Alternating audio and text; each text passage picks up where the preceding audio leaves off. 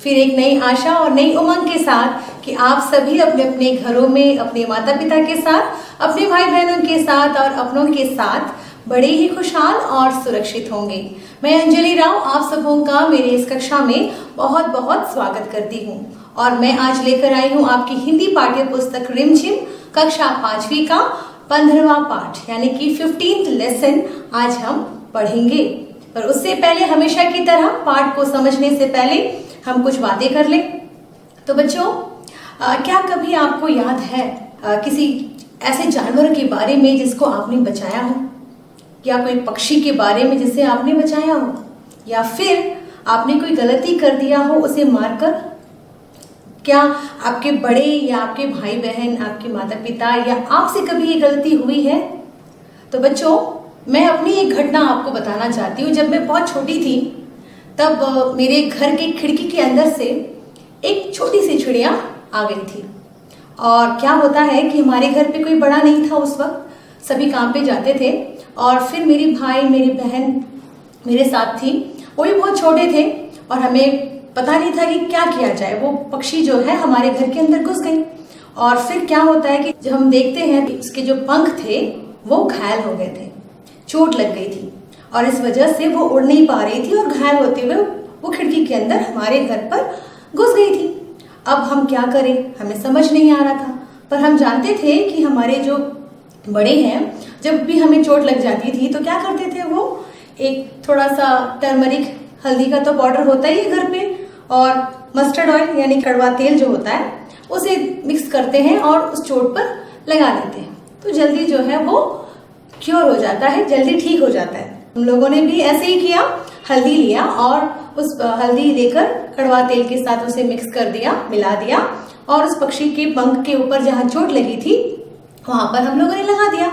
और फिर वो पक्षी थोड़ी देर के बाद उसे पानी वगैरह भी पिलाया, चावल वगैरह ऐसा जो भी है हम लोगों ने दिया उसको, और फिर थोड़े समय के बाद वो पक्षी ठीक हो जाती है और वो उड़ जाती है। उस पक्षी का नाम था मैना और वो मैना हमारे घर पे आई थी और फिर उड़ जाती है। और उसके बाद जो है थोड़े समय के लिए हम निराश हो जाते हैं क्योंकि वो हमारे साथ थी और हम उसके साथ में घुल मिल गए थे, हमें मजा आ रहा था उसके साथ समय बिताने में। और फिर वो अच्छी हो जाने के बाद वो उड़ जाती है, मगर साथ में हमें खुशी भी मिली कि वो अच्छी हो गई। तो हमें इस बात की तसल्ली हुई कि हम लोगों ने उस घायल पक्षी को ठीक किया और भगवान करे वो अब भी अच्छी हो। तो चले बच्चों, आज जो हम पाठ पढ़ने जा रहे हैं इसी बात से संबंधित है। तो हम जिस पाठ को आज पढ़ेंगे तो हम जानेंगे कि किस पक्षी के बारे में हम बात कर रहे हैं और किस पक्षी को क्या कुछ हो जाता है। तो चलिए बच्चों, हम पाठ की ओर रुख करते हैं और देखते हैं कि इस पाठ में और भी सारी बातें क्या कुछ जानने को है। पाठ संख्या 15, बिशन की दिलेरी। बिशन इस पाठ का किरदार है। इसी बिशन के बारे में यह पाठ लिखी हुई है। और बिशन की दिलेरी यानी कि हिम्मत वाली, या हम कहेंगे बहादुरी, या हम कहेंगे दिल से जो अच्छा होता है उसे कहते हैं दिलेरी। तो हम पाठ को शुरू करते हैं और इस पाठ में क्या कुछ होता है ये हम जानते हैं। चलिए बच्चों, पाठ की ओर। सुबह का समय था, पहाड़ों के पीछे से सूरज झांक रहा था। 10 वर्ष का बिशन घर से बाहर निकल आया।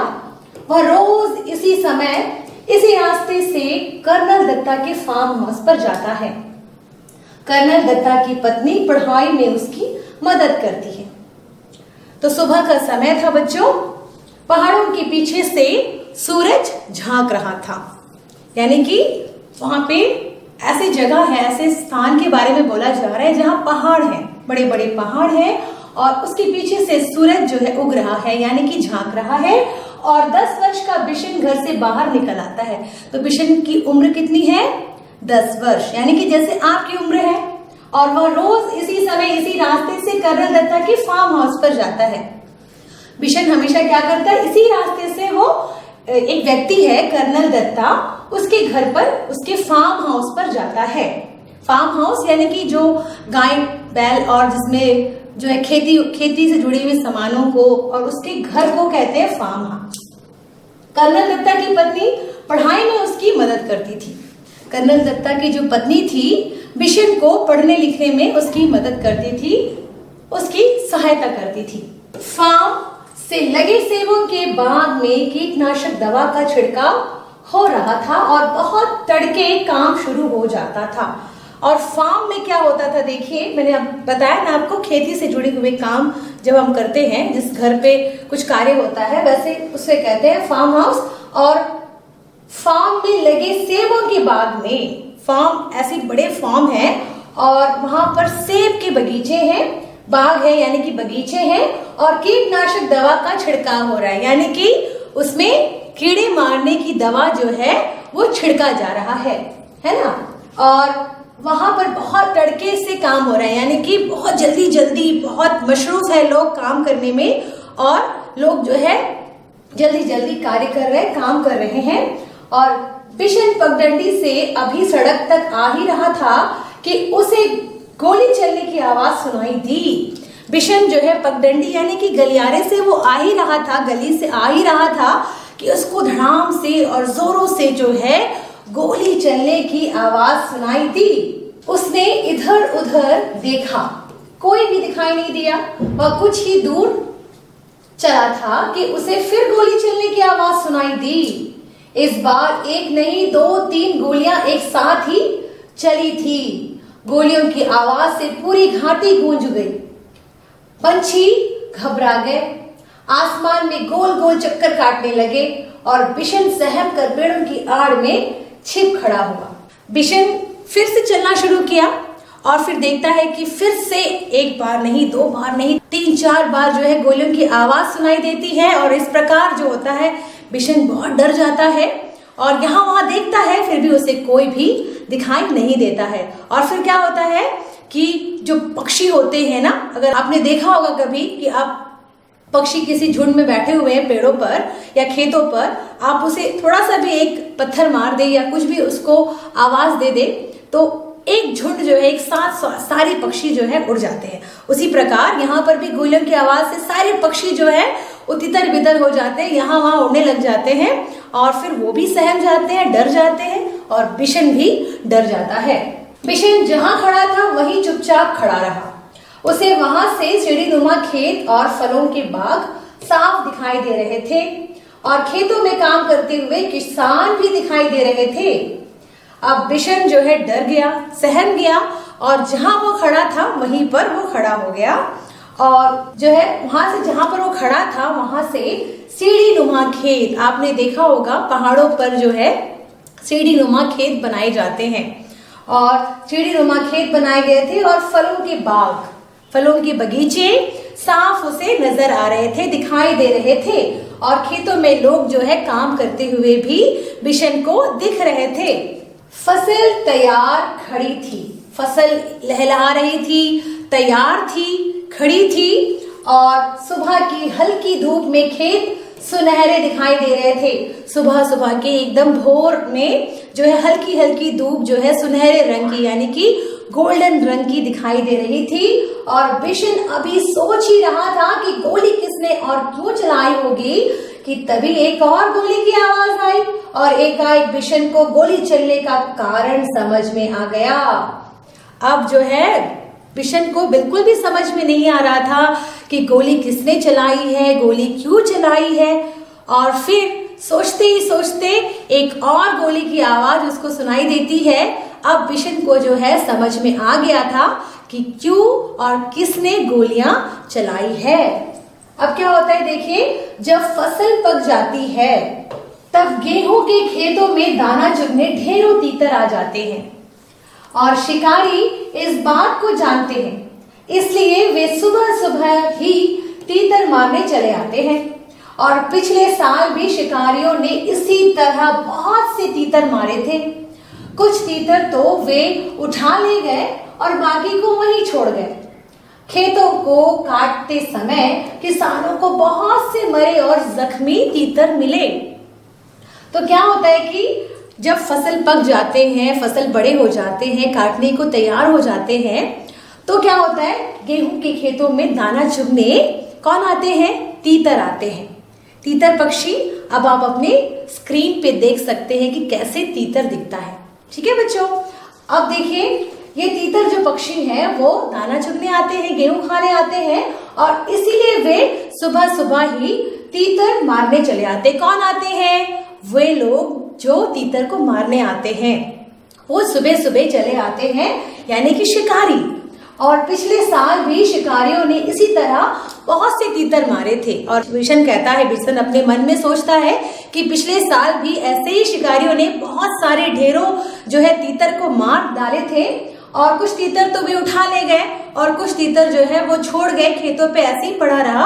और जब लोग खेतों पे काम करने आए, किसान जब खेतों में काम करने आए, तब उन्होंने बहुत सारे तीतरों को ऐसे ही यूं ही जख्मी हालत में और कुछ मरे हुए हालत में उस तीतर को पाया था। और बिशन ने सोचा, कितना दुख पहुंचाने वाला काम करते हैं ये शिकारी। वह समझ गया कि शिकारी ही तीतरों पर गोलियां चला रहे हैं और इसलिए वह पेड़ों के बीच से निकलकर खेतों के किनारे किनारे चलने लगा। है ना, वो बड़ा अफसोस कर रहा है, उसे बहुत दुख हो रहा है कि शिकारी क्यों ऐसे करते हैं। है ना, इन जिंदा जो पक्षी हैं, इन प्यारे पक्षी जो हवा में उड़ते हैं, आकाश में उड़ते हैं, पेड़ों पर रहते हैं, कितने सुंदर सुंदर दिखते हैं, और इन पक्षियों को क्यों ये शिकारी जो है शिकार करते हैं, गोलियों से मार देते हैं, जख्मी कर देते हैं, छोड़ देते हैं। अफसोस जाहिर कर रहा है बिशन, है ना, उसको दुख हो रहा है और वो कहता है कि ऐसे क्यों करते हैं। वह समझ गया कि शिकारी जो है तीतरों पर ही गोलियां चला रहे हैं और कोई नहीं है, ये शिकारी ही है। और इसलिए वह पेड़ों के बीच से निकलकर खेतों के किनारे किनारे चल रहा है। वो भी डर गया कि अगर गोलियां उसे ना लग जाए, और इस वजह से वो भी जो है पेड़ों के किनारे निकलकर, पेड़ों के वहां से बीच से निकलकर जो है वो किनारे किनारे पर, खेतों के किनारे किनारे पर जहां पर लोग खड़े हैं वहां से वो चलने लगा। और चलते चलते सोच रहा था कि इन शिकारियों को सबक सिखाना बहुत जरूरी है ना। वो सोच भी रहा है कि जो शिकारी हैं इनको सबक सिखाना है, ये बड़े ही गंदे हैं, बहुत ही इन्होंने बहुत ही घिनौना काम किया है। इनको जो है ये हर साल करते हैं, ऐसे कार्य जो है ये हर समय करते हैं, हर साल करते हैं। इनको जो है सबक सिखाना बहुत जरूरी है। लेकिन उन्हें कैसे सबक सिखाया जाए, कैसे उन्हें सबक सिखाया जाए, क्योंकि वो तो बड़े हैं, उनके पास बंदूकें हैं और मेरे पास तो कुछ नहीं है और मैं तो बहुत छोटा बच्चा हूँ, मैं इन्हें कैसे सबक सिखाऊंगा। या उसकी समझ में नहीं आ रहा था, वो उसे सबक तो सिखाना चाहता था पर उनकी समझ में ये बात नहीं आ रही थी। तभी उसके पांव के पास सरसराहट सी हुई। ऐसे ही सोचते सोचते अब बिशन के जो खेतों में चल रहा है, वो खेतों के किनारे किनारे, अब उसके जो पैरों में जो है सरसराहट सी की आवाज आती है, तो हिलने की आवाज आ रही है, कुछ उसको महसूस हो रहा है। उसने देखा कि एक घायल तीतर गेहूं की बालियों के बीच फंसा छटपटा रहा है। बिशन वहीं घुटनों के बल बैठ गया और उसने घायल तीतर को पकड़ने के लिए हाथ बढ़ाया।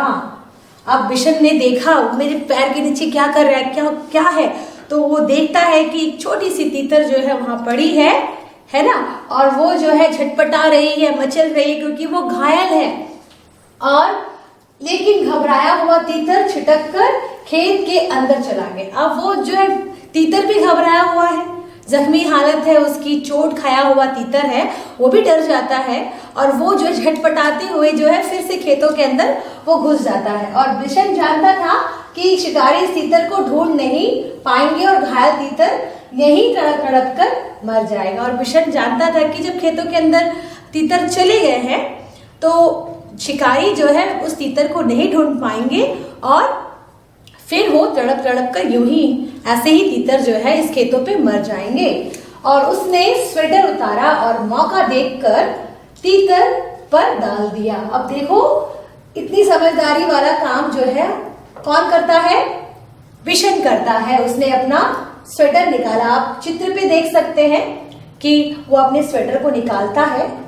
स्वेटर जो है ना अपने शरीर को जो है गर्म रखता है, स्वेटर तो सभी जानते हैं, और उसे वो निकालता है और वो क्या करता है देखिए, उतारा, मौका देखकर तीतर पर डाल दिया। जैसे उतारता है और तीतर के ऊपर वो डाल देता है और तीतर स्वेटर में फंस गया। तीतर जो है वो स्वेटर में फंस जाता है तो बिशन ने उसे पकड़ लिया। अब बिशन जो है आसानी से तीतर को वो पकड़ लेता है और बिशन ने उसे अपने सीने से चिपका लिया और खेत में से निकलकर पहाड़ी की ओर भागने लगा। अब जो है वो स्वेटर डालकर वो फंसा लेता है तीतर को और उसके बाद वो क्या करता है, उसे पकड़कर अपने सीने से चिपकाकर लपेट कर जो है उसे वो खेतों के किनारे किनारे निकलकर पहाड़ी रास्तों के ऊपर वो भागने लगता है। वह इतना तेज चल रहा था मानो उसके पंख लग गए। अब वो इतना जोर का भाग रहा है उस तीतर को पकड़कर मानो उसे भी पंख लग गए हैं और वो बहुत तेजी से वो दौड़ रहा था।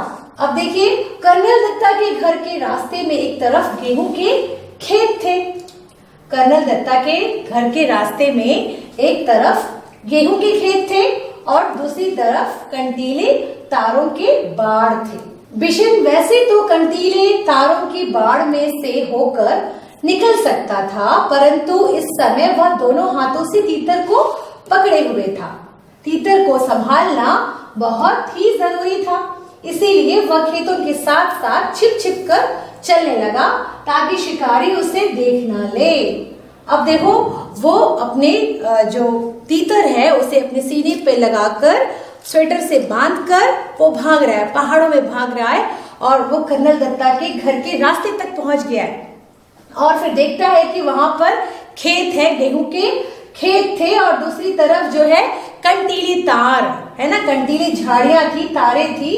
अब जो है बिशन वैसे तो कंटीले तारों के बीच से वो भाग सकता था, जा सकता था, परंतु दोनों हाथ उसके क्या पकड़े हुए हैं, तीतर को पकड़े हुए हैं। तो अब वो जो है कंटीले तारों के बीच से उसे चलना बहुत मुश्किल हो रहा है और वह उस समय वह दोनों हाथों से तीतर को पकड़े हुए था और तीतर को संभालना भी बहुत जरूरी था क्योंकि तीतर घायल है, चोट लगी है उसे और इसलिए वह खेतों के साथ साथ छिप छिप कर है ना, खेतों के साथ साथ एकदम छिप छिप कर तीतर को बचाते हुए, खुद को बचाते हुए वो चल रहा है। और देखिए, वह कुछ ही दूर गया कि पीछे से भारी सी आवाज आई, लड़के रुक जा, नहीं तो मैं गोली मार दूंगा। अब जो है वो थोड़ी ही देर गया होगा अपने तीतर के साथ और उसे पीछे से आवाज आती है, रुक जा लड़के, नहीं तो मैं तुम्हें गोली मार दूंगा। अब देखो क्या होता है, लेकिन बिशन नहीं रुका, वह चुपचाप चलता रहा। बिशन बिल्कुल भी नहीं रुकता है, वो डरता भी नहीं है और वो चुपचाप जो है चलता रहता है। रुकता है या नहीं, उसे फिर से आवाज आती है, रुकता है कि नहीं। उस आदमी ने दोबारा चिल्लाकर कहा।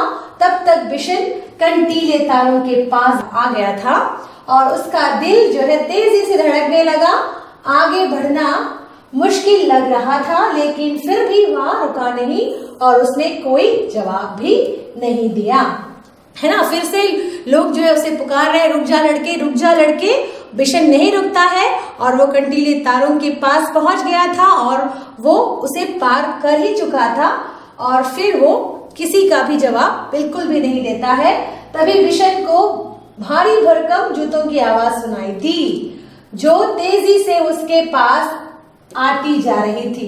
अब उसे पीछे से जो आवाज आ रही है, कोई भारी भरकम जूतों की आवाज है ना, ढप ढप ढप करके जो है कोई चल रहा है और उसकी जो है आवाज सुनाई दे रही है जो उसके करीब आ रही है।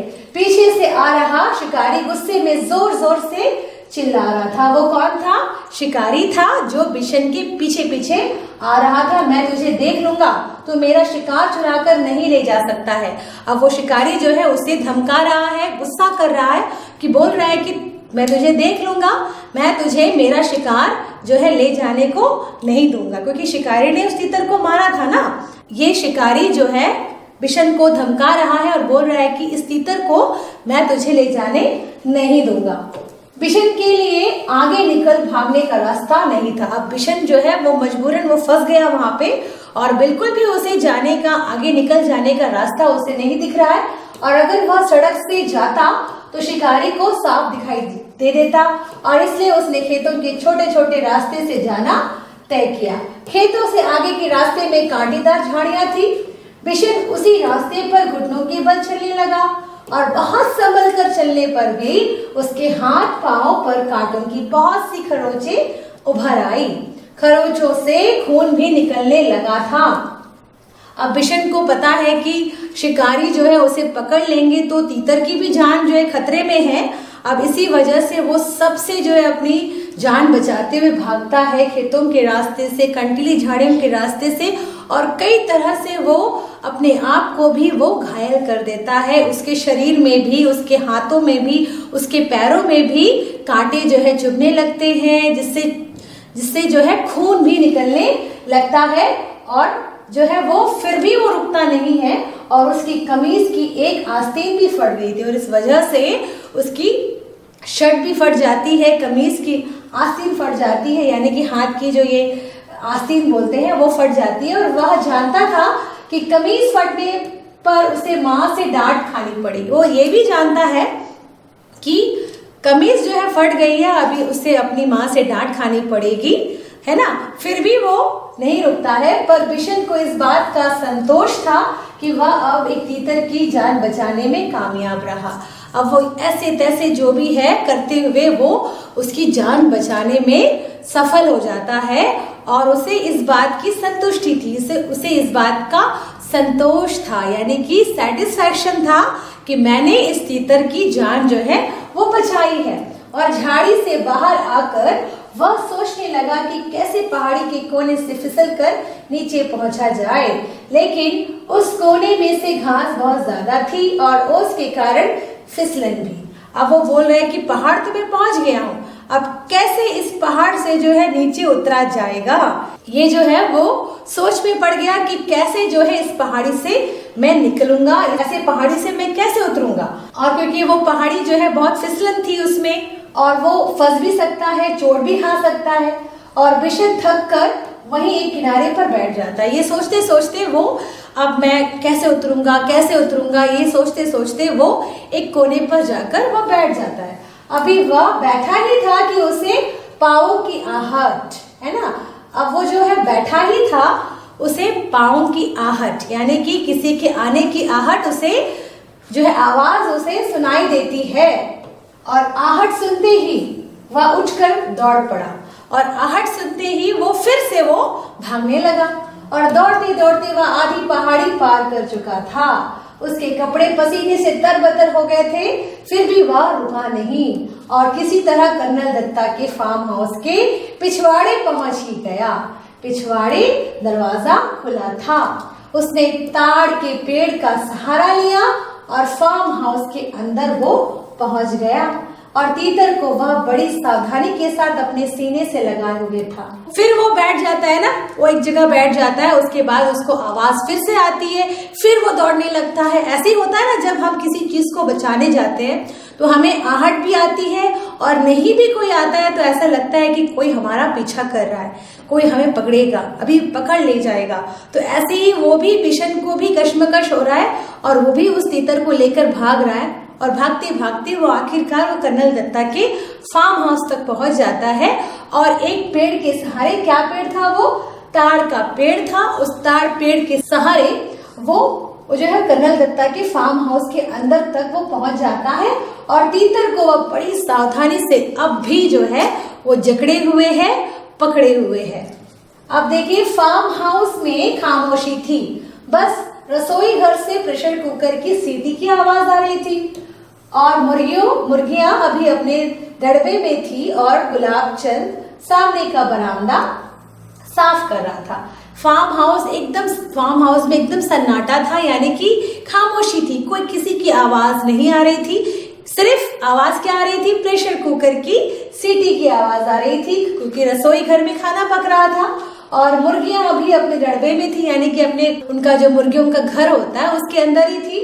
और गुलाब चंद, यानी कि जो वहां पर सफाई वगैरह करता है, गुलाब चंद जो है बरामदा साफ कर रहा था। अचानक कर्नल साहब का अल्सेशियन कुत्ता जोर जोर से भौंकने लगा। अचानक जो है वहां पर कर्नल दत्ता जी का एक कुत्ता था, जो था अल्सेशियन। ये एक कुत्ते का जो है वो ब्रांड है, यानी कि उसकी प्रजाति है, कुत्ते की प्रजाति है, उसका नाम है अल्सेशियन। और अल्सेशियन जो है अचानक जो है जोर जोर से भौंकने लगता है और वह किसी अजनबी को देखकर ही इस तरह भौंकता है ना। कुत्ते क्यों भौंकते हैं?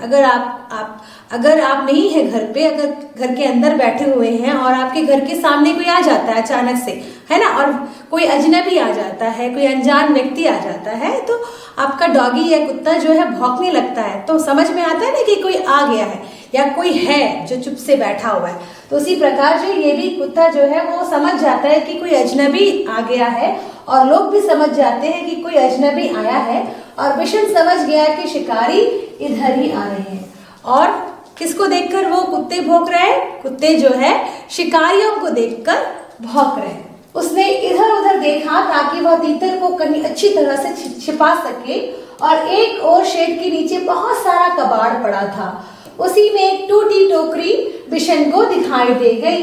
ये ठीक है, सोचते हुए उसने तीतर को टोकरी में रखकर स्वेटर से ढक दिया, और घायल तीतर घबराया हुआ था, इसलिए वह चुपचाप पड़ा रहा। तीतर को छुपाने के बाद बिशन ने सोचा कि अब बाहर चलकर देखना चाहिए। अब क्या होता है, बिशन जो है यहाँ वहां देखता है और तीतर को छुपाने की जगह भी देखता है कि कहाँ पे इसको छुपा दिया जाए। तो एक घर के अंदर, एक छोटे से रूम के अंदर वो जाता है। शेड के नीचे बहुत सारा कबाड़ पड़ा हुआ था, सामान रखा हुआ था, और उसी में एक टूटी हुई टोकरी रखी हुई थी। तो बिशन ने उस टोकरी के अंदर में स्वेटर के साथ में, स्वेटर के ऊपर ढककर उस तीतर को रखकर स्वेटर उसके ऊपर ढक दिया। और घायल तीतर जो है वो घबराया हुआ था, डरा हुआ था, इसलिए वो चुपचाप उस टोकरी के अंदर पड़ा रहा। और तीतर को छुपाने के बाद बिशन ने सोचा कि अब जो है बाहर चलकर मामला देखा जाए कि क्या हो रहा है। पर वह शिकारियों के सामने भी नहीं पड़ना चाहता था।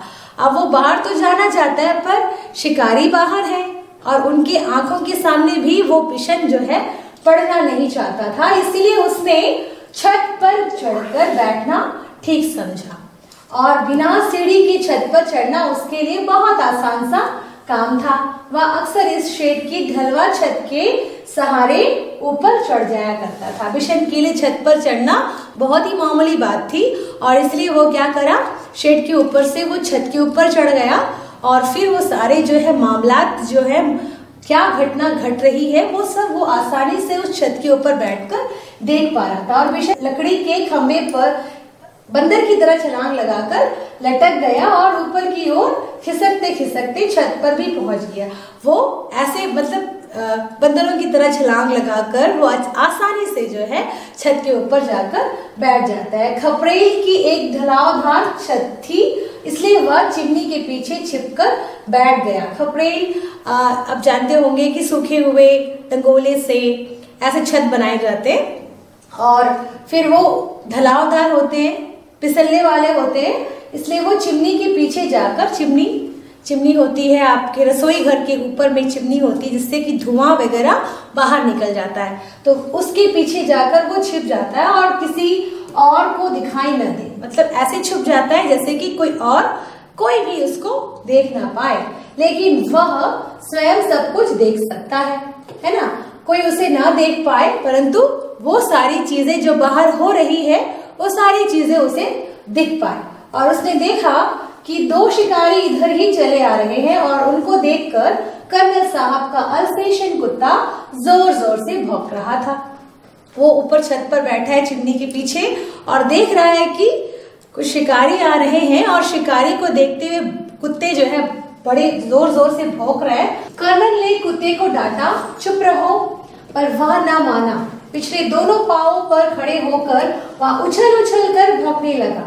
कर्नल ने कुत्ते को डांटा भी कि मत चिल्लाओ, चुप रहो, फिर भी वह कुत्ता माना नहीं और अपने पीछे के पैरों से वो खड़ा होकर जोर जोर से उछल कूद करते हुए वो चिल्ला भी रहा था। और वे दोनों शिकारी करीब आ गए तो कर्नल ने रौबदार आवाज में पूछा, कौन हो तुम, यहाँ किस लिए आए हो, है ना। जब दोनों शिकारी जो है वो सामने आ जाते हैं तो कर्नल ने रौबदार आवाज यानी कि बहुत ही गुस्से में, है ना, जोरों से रौबदार आवाज में वो पूछते हैं कि तुम कौन हो और यहाँ पर किस लिए आए हो।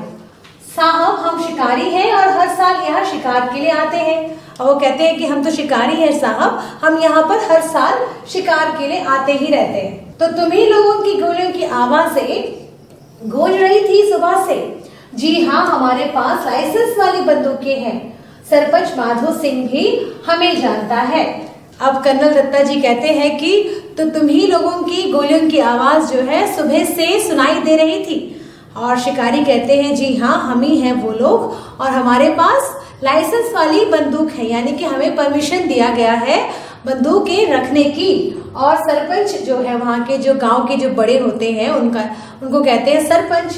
और सरपंच जो है माधो सिंह भी वो हमें जानते हैं। तो तुम हर साल तीतरों का शिकार करते हो, कर्नल ने मजाक सा उड़ाते हुए कहा। जी हाँ, तीतर भी मार लेते हैं कभी कभी। अभी अभी एक लड़का हमारे शिकार तीतर को लेकर आपके यहाँ छिपा है, हम उसे ही ढूंढ रहे हैं। अब वो कहते हैं कि तुम तीतर को मारते हो, मजाक से उड़ाते हैं कर्नल दत्ता। और शिकारी कहते हैं कि हाँ जी, कभी कभी हम शिकार कर लेते हैं, तीतरों को भी मार लेते हैं। और आज जो है हमारा जो शिकारी है वो कौन लेकर भागा है? एक लड़का लेकर आपके ही यहाँ पर वो भाग गया है, छिप गया है, और उसे ही ढूंढने हम यहाँ तक आ गए हैं। अच्छा, तो तुम जो इतने सारे तीतरों को मारते हो उनका क्या करते हो?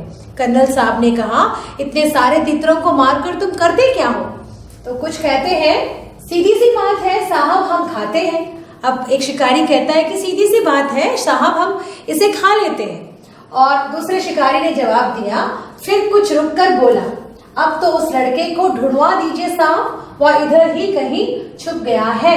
अब दूसरा शिकारी जो है वो थोड़ा सा चुप हो जाता है और कहता है कि साहब छोड़िए वो सारी बातें, हमारे शिकारी जो है यहाँ पर है और आप उस लड़के को हमें ढूंढ कर दे दीजिए, हम उससे उसका अपना शिकार जो है ले लेंगे। और कर्नल दत्ता ने उनकी बात पर कोई ध्यान नहीं दिया और गुस्से से कहा, कैसे हो तुम लोग, हर साल आकर इतने सारे तीतर को मार डालते हो, कुछ को खा लेते हो और बाकी को घायल करके यहाँ तड़प तड़प कर मरने के लिए छोड़ जाते हो, और जब फसल कटती है तब ढेरों मरे हुए तीतर मिलते हैं। अब कर्नल दत्ता जो है वो उनकी बातों पर बिल्कुल भी ध्यान नहीं देते, जरा भी ध्यान नहीं देते, और कहते हैं कि तुम लोग बड़े ही बुरे हो, कैसे हो तुम लोग जो तीतरों को ऐसे ही मार देते हो और कुछ को अधमरा छोड़ देते हैं, घायल छोड़ देते हैं, कुछ को ले जाते हैं, और जो मरे हुए घायल तीतर होते हैं, जो कुछ मर जाते हैं वो खेतों के बीच में रह जाते हैं, और जब फसल कट जाती है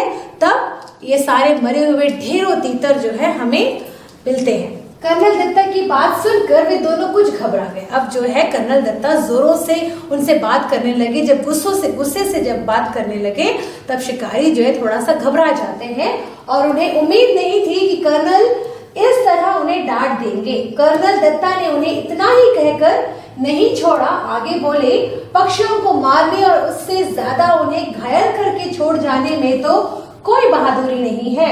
अब तुम दोनों यहाँ से जा सकते हो, यहाँ तुम्हारा कोई तीतर वीतर नहीं है। अब कर्नल दत्ता जो है बड़े गुस्से में है और उनसे कहते हैं कि पक्षियों को यूं ही मारना और उन्हें घायल छोड़ देना जो है कोई बहादुरी का काम नहीं है, कोई हिम्मत वाली काम नहीं है। जो तुम करते हो बड़ा ही गंदा काम है, बुरा काम है, और मैं यहाँ पर तीतर वीतर नहीं जानता, यहाँ पर कोई तीतर वीतर नहीं है, तुम यहाँ से निकल जाओ। अब जाते हो कि नहीं, खड़े क्यों हो? अब डांटते हुए कहते हैं कि चले जाओ, निकल जाओ यहाँ से, क्यों खड़े हो? तो ऐसे डांट कर जो है वो शिकारियों को भगाते हैं वहां से, और बिशन चिमनी के पीछे से सब देख रहा और सुन रहा होता है, और वे दोनों शिकारी बिना कुछ बोले मुड़े और वापस चल दिए। बिशन जो है चुपचाप सारी घटनाएं जो है वो देख रहा होता है चिमनी के पीछे छिपकर, और फिर शिकारी जो है वो चुपचाप मुंह बंद करके वो वहां से निकल जाते हैं। कर्नल दत्ता ने गुलाब चंद से दवाई छिड़काने वाली मशीन लाने को कहा। तभी बिशन छप्पर से शेड पर होता हुआ नीचे कूद पड़ा। अब कर्नल दत्ता कहते हैं गुलाब चंद से, जो उनकी सफाई करने वाले व्यक्ति है वहां पर, तो उनसे बोलते हैं कि थोड़ा सा दवाई छिड़काई जो करने वाली जो दवाई है, दवाई छिड़कने वाली जो मशीन है, छिड़कने वाली जो मशीन है उसे लाने को कहता है। और बिशन जो है छप्पर से यानी कि छत पे से शेड से होते हुए वो बाहर और नीचे वो कूद जाता है, और उसने तीतर को उठा लिया और घर में घुसते ही मालकिन को पुकारने लगा, बहू जी जल्दी आइए, यह बहुत जख्मी है, आकर इसे देखिए। अब उसके हाथ में तो तीतर है। अब वो नीचे छप्पर से नीचे उतर जाता है और वो घर के अंदर घुस जाता है और अपनी जो बहू जी है यानी कि कर्नल दत्ता की जो पत्नी है वो उसे बुलाता है, बहू जी करते हुए बुलाता है। देखिए देखिए मेरे पास कुछ है और वो बहुत घायल है, आप जल्दी जल्दी आइए, इसको देखिए करके वो ऐसी आवाज लगाकर उसे बुला रहा है। बिशन की आवाज सुनकर कर्नल दत्ता भी आ पहुंचे और बोले, अच्छा तो तीतर चुराने वाला लड़का तो ही था। अब बिशन जो है बहू जी करके चिल्ला रहा है अंदर से, तो कर्नल दत्ता भी उनकी आवाज सुनकर अंदर पहुंच जाते हैं और बिशन से कहता है कि तू ही वो लड़का है जिसने तीतर को चुरा लिया है उन लोगों से। क्या करता बाबूजी, इसे बहुत चोट लगी है, अगर मैं ना लाता तो यह मर जाता, अब तू इसका क्या करेगा। अब वो बिशन कहता है कि मैं क्या करता बाबूजी, अगर मैं इसे नहीं लेके आता तो शिकारी इसे मार डालते या ऐसे ही मर जाता, और फिर मैं इसे लेकर आ गया अपने साथ। और फिर कर्नल दत्ता कहते हैं कि अब तुम इसका क्या करोगे। इसे पालूंगा बाबूजी, बिशन ने कहा। बिशन बोलता है मैं इसे अब क्या करूंगा, इसे पालूंगा। और कर्नल साहब मुस्कुरा दिए, उन्होंने घायल तीतर को देखा, उसका एक पंख टूट गया था, अब शायद ही वह उड़ सके। कर्नल दत्ता ने क्या किया, हंसते हुए जो है घायल तीतर को वो देखता है तो देखने में पड़ता है कि उसका जो एक पंख है वो टूट जाता है और शायद अब वो नहीं उड़ पाएगा। अब जाओ दवाइयों का बक्सा लेकर आओ। और कर्नल दत्ता कहते हैं उससे कि जाओ तुम दवाई का बक्सा लेके आओ, यानी कि हम जिसको कहते हैं किट, है ना, जो हमारे घर पे छोटी सी किट होती है, मेडिसिनल किट होती है, फर्स्ट एड किट बोलते हैं जिसको, तो वो छोटा सा बक्सा है, उसे वो लेकर आने को कहता है और बिशन दौड़कर बक्सा लेकर आता है। और कर्नल दत्ता ने तीतर के पैरों पर जख्म साफ किया। कर्नल दत्ता ने क्या किया, उस चिड़िया के पंख को जो है वो चोट लगी थी, खून लगी थी, तो वो उसे साफ करता है और फिर दवाई लगा दी, फिर उस पे दवाई भी लगा लेता है और पंख को फैलाकर टेप लगा दिया ताकि वह ज्यादा हिले डुले नहीं। अब वो क्या करता है, उसके बाद पंख को फैला देता है और उस पे वो टेप भी लगा देता है ताकि ये पंख ज्यादा हिले डुले नहीं और हिलने पर वो फिर से ज्यादा जख्मी हो सकता है। और फिर उन्होंने बिशन से कहा, बिशन अगर तुम इसे गेंदे के पत्तों का रस दिन में 2 बार पिलाओगे तो यह जल्दी ठीक हो जाएगा। अब कर्नल दत्ता को ये सारी चीजों की बहुत अच्छी जानकारी थी, है ना, तो वो कहता है कि अब तुम इसे गेंदे के जो पत्ते हैं, गेंदे के जो पत्ते हैं जिसको आप मैरीगोल्ड कहते हैं अंग्रेजी में, और गेंदा और गेंदे के पत्तों के जो रस है उसे तुम अगर इस पर 3-4 बार लगाओगे इस पंख पे जहाँ जख्मी है वो, तो ये जल्द से जल्द ठीक हो जाएगा। और तब तक बहू जी एक कटोरी में दलिया ले आई और तीतर को दलिया भी खिलाने लगी और इसे रोज दलिया भी खिलाना बिशन तीतर को दलिया बहुत पसंद होता है। बहू जी क्या करती है, अपने रसोई घर से वो दलिया बनाकर उस तीतर के लिए ले आती है और खिलाती है और बिशन को कहती है कि तुम इसे रोज दलिया भी खिलाना। और अब तो यह बिशन के पीछे पीछे ही घूमता रहेगा। कर्नल ने हंसते हुए कहा, अरे बाबा, अब तो कर्नल दत्ता बड़े खुश है और वो बिशन से कहता है कि अब तो ये जो तीतर है बिशन के आगे पीछे ही दौड़ता रहेगा। अच्छा बिशन, तुम जानते हो तीतर कैसे बोलता है? बहू जी ने पूछा। बहू जी जो कर्नल दत्ता की पत्नी है उससे पूछती है कि तुम्हें पता है कि तीतर कैसे बोलता है? तो बिशन ने कहा, बिशन ने अपने हाथों को मुंह पर रखकर तीतर की आवाज निकाली।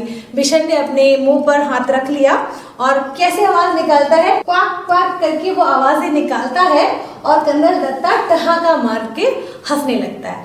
और इसे देखकर जो है कर्नल दत्ता वो बहुत जोरों जोरों से हंसने लगता है और बहू जी भी बहुत मुंह पर जो है वो पल्लू रखकर, है ना, अपने मुंह पर पल्लू रखते हुए वो भी हंसने लगती है। और बिशन भी हंसता हुआ हिरण की तरह छलांगे लगाता तीतर के साथ वहां से अपने घर की ओर भाग चला। और बिशन भी हंसते खुशी खुशी उस तीतर को लेते हुए अपने घर की ओर चल पड़ा और बड़े ही खुशी से और बड़े ही सुंदर तरीके से इस कहानी का भी अंत हो गया। तो इस कहानी को लिखने वाले जो लेखक है उनका नाम है प्रतिभा नाथ। प्रतिभा नाथ जी ने इस कहानी को लिखा है और बड़े सुंदर तरीके से उन्होंने हम तक ये संदेश पहुंचाने की कोशिश की है कि चिड़ियों, है ना, पक्षियों, जानवरों को यूं ही मारना, बेकार के मार देना, उन्हें छोड़ देना, उनको घायल कर देना और शिकारी के तौर पर उन्हें मारना, शौक के तौर पर उन्हें मारना जो है बहुत ही बुरी बात है ना। जैसे कि हम पिछले पाठ में भी हम लोगों ने इसके बारे में कुछ जानकारी ली थी। देखिए, हमारे ये पक्षी, हमारे जानवर जो है हमारी प्राकृतिक संपदा है, हमारी धन संपत्ति है और हमें इन्हें नहीं मारना चाहिए। क्योंकि पक्षियों का क्या काम है? आसमान में खुले पंखों से, अपने पंखों से जो है खुले आसमान में उड़ना इनका काम है और इन्हें ऐसे ही बेकार का जो हम शिकार कर देते हैं, उन्हें मार देते हैं या हम उन पर बहुत कुछ करते हैं ना। लोग क्या करते हैं, गोलियों से बरसात कर देते हैं या फिर उन पर जाल बिछा देते हैं और ऐसी बहुत सारी चीजें। अगर आपने देखा होगा फिल्म 2.0 देखा है ना, रोबोट का जो है वो सेकंड पार्ट आपने देखा होगा, तो किस प्रकार से वो जो उस पिक्चर के जो हीरो होते हैं अक्षय कुमार, वो किस वजह से लड़ते हैं, किस वजह से और किसके सुरक्षा के लिए वो लड़ते हैं। अगर आपको याद होगा तो आप उसे देखिए, पूछिए, अपने बड़ों से पूछिए और ये फिल्म आप फिर देखिए। वो पक्षियों के संरक्षण के लिए, पक्षी जो है आज हर तरफ से जो है लुप्त होते जा रहे हैं, कम होते जा रहे हैं, तो उनकी संरक्षा भी बहुत जरूरी है। और तीतर जैसे और बहुत सारे ऐसे पक्षी हैं जो आज संसार में जो है लुप्त तादाद में है, मतलब कम होते जा रहे हैं। तो वे क्यों कम हो रहे हैं, कैसे कम हो रहे हैं और इनको बचाने के लिए हम और क्या क्या कदम उठा सकते हैं, ये सब जानकारी जो है बच्चे आप अपने बड़ों से एकत्र करें, लीजिए, समझिए कि ये पाठ हमें क्या संदेश देता है। तो बच्चों, हमारे अंडमान निकोबार द्वीप समूह में भी ऐसे कुछ पक्षी हैं जो खत्म होने के तादाद में है, जो हमारे अंडमान में ही होते हैं और वो विलुप्त होने जा रहे हैं।